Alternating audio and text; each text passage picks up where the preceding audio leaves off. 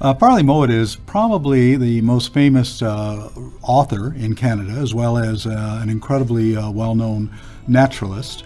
I think he's written about 50 books, and A Whale for a Killing was very controversial at the time because a lot of people in Newfoundland were very embarrassed about it because it was a real story and he revealed it to the world, and that's the kind of information they would rather not people not know about.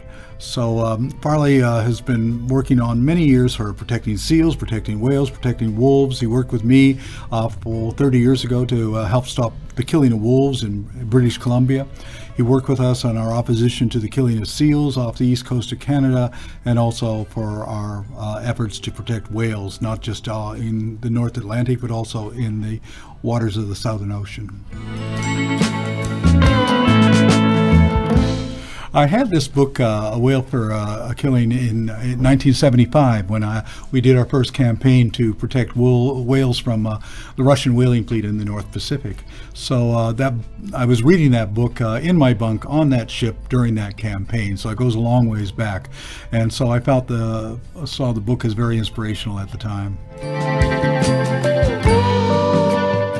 Well, Farley Mowat's been a personal friend of mine for decades, and I've worked with him on a lot of projects over the years, from whales and seals and wolves and everything. And so I think it was actually quite an honor to be asked to write the preface for the book. People have a fascination with whales, and they're a truly intelligent creature that I believe someday we'll be able to communicate with, because they have very sophisticated languages that we haven't been able to figure out how to break into and understand. But I think that whales have always been very special to people because of their size, because of their incredible intelligence, their abilities to communicate, and because they've been always very gentle with people, although we have not been very gentle with them.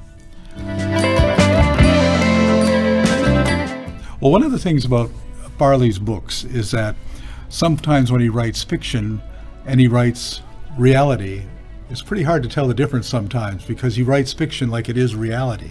This is actually based on a true story that he did, but there was a billionaire in Canada called Conrad Black, and he bought up Saturday Night Magazine. And he wanted to go after Farley because, a lot of people don't like Farley because of his position on things.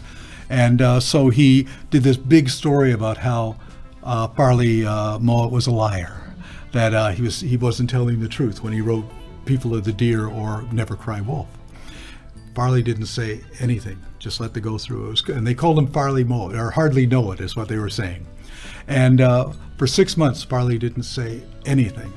And then he went on a CBC show, and they said, but, Saturday Night Magazine did this story on you and said that you made it all up. It's all a lie. And he said, I never ever said it was real. It was a work of fiction. It's always been a work of fiction. You just happen to think it was real. This actually happened, but, as an incredible writer, what he does is he brings that story to life by, making it, dramatizing it and everything. And Farley always told me that the best way to tell the truth is through fiction.